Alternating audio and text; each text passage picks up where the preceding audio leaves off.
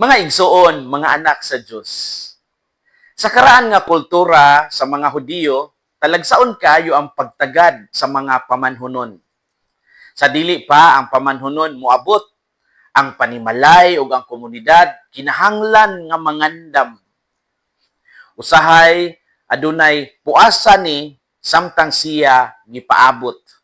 Ug kung moabot na gani ang groom, ang tanan mausab.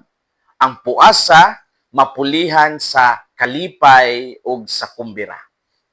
Ang iyang presensya di ay nagpasabot nga ang panahon sa kasadya miabot na.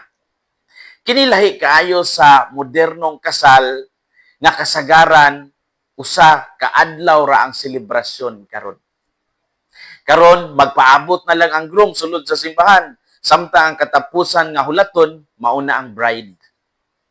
Ang kalipay pod nakasentro na sa mga seremonyas ug sa reception ug humaniana mobalik dayon sa ordinaryong kinabuhi.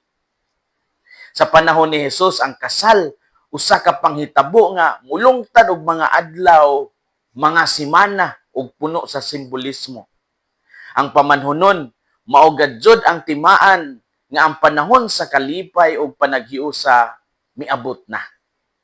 Mao nga ang iyang presensya dili angay tubangan og puasa kundili kumbira og paglipay. Ang ebanghelyo karon ang mga tao nangutana ngano ang mga tinun-an ni Jesus wala magpuasa sama sa uban. Ug dinhi si Jesus nagamit og hulagway sa pamanhunon aron ipasabot ang bag-ong kahulugan sa presensya sa Dios taliwala sa katawhan. Kalipay og dili puasa kay naa naman siya sa taliwala nila. Unsay makutlo nato karong adlaw?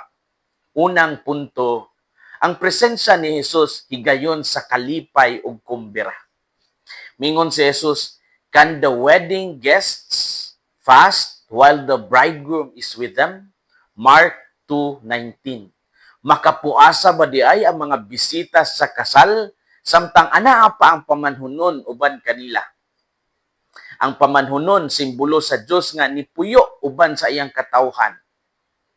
Ang pangutana ni Jesus dili aron isalikway ang puasa, kundili aron ipakita nga lahi na ang panahon. Ang presensya ni Jesus, ang Dios dili na hulaton kay naa naman siya sa ilang taliwala. Ang mga tao kaniadto nagpuasa uban sa pagpangandoy sa kaluwasan nga moabot pa. Apan sa pag-abot ni Jesus ang kaluwasan misulod na sa kasaysayan, mao nga ang hustong tubag dili kasubo kundili kalipay nga may pasalamat. Daghan kanato nga nagtuo nga ang atong pagtuo mahitungod lang ni kanunay sa unsay bawal, puro sugo, bawal ni, o puro na lang yun sakripisyo. Apan ang ebanghelyo nagpahinumdom nga ang sentro sa pagtuo mao gyud ang pakiguban kang Kristo. Kung naa si Kristo sa atong kinabuhi, bisan ang mga sakripisyo mahimong makahuluganon. Mao kini ang kalipay sa pamanhunon nga anaa taliwala sa iyang mga bisita. Ang presensya ni Jesus higayon sa kalipay ug kumbira. Ikaduhang punto, ang presensya sa Ginoo nagdalag bag-ong pagkatao. Ningon si Jesus, no one puts new wine into old wineskins. No one sews a piece of unshrunk cloth on an old cloak. Mark 2:21-22. Walay mutahi og bag-ong panapton sa daang sanina. Walay mububo og bag-ong bino sa daang panit sa bino. Ang daang panit nga sudlanan sa bino dili sakto nga himuon nga butangan og bag-ong bino. Kay inig ka-ferment sa bino, mo expand man na.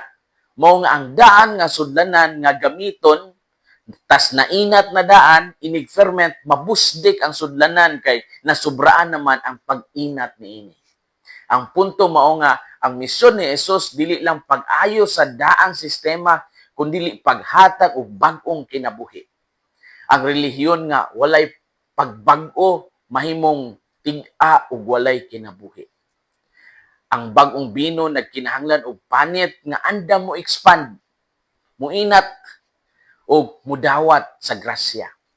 Ang simbahan ug ang matag magtutuo gitawag nga mahimong bag-ong panit sa bino. Ang pagtuo nga buhi kanunay magdala og pagbag-o sa kasing-kasing ug pamatasan. Ang presensya sa Ginoo nagdalag bag-ong pagkatao. Story time. Nainangutana nako, Father, ngano nga si Jesus gitawag man og pamanhunon? Ang tubag anaa sa tibuok kasaysayan sa Biblia. Ang Dios gihulagway isip bana sa iyang katawhan. Ug sa pag-abot ni Jesus, kini nga hulagway natuman gayud ug nakita ug nasinati sa katawhan. Si Jesus gitawag og pamanhunon kay siya mao ang Dios nga miadto aron pakigsaad sa iyang katawhan pinaagi sa gugma. Ang kasal nagpasabot og panaghiusa, katapatan ug kalipay. Mausab kini ang relasyon nga gusto ni Jesus tali kaniya ug sa simbahan. Mao na nga si Jesus mao ang groom ug ang simbahan mao ang bride. Mga igsuon, mga anak sa Dios, ang ebanghelyo nagpahinumdom nga ang presensya ni Jesus nagdala og kalipay. Siya mao ang pamanhunon nga miabot sa hustong panahon. Ang puasa adunay lugar apan dili kini sentro. Ang sentro mao ang relasyon kang Kristo. Ug sa pagdawat nato kang Kristo diha nato masinati ang tinuod nga kalipay. Kalipay mabulukon nga dili gyud ikatandi sa mga kalipay nga kalibutanon. Hinaot nga ang kasing-kasing ni Kristo maghari sa atong mga kasing-kasing. Kini si Father Felmar Castrodes, Fiel SVD, ang inyong magsisibya sa maayong balita. Gikan dinhi sa Radio Veritas Asia. Hinumdumi ang kinabuhing Kristiyano, kinabuhi sa pagserbisyo.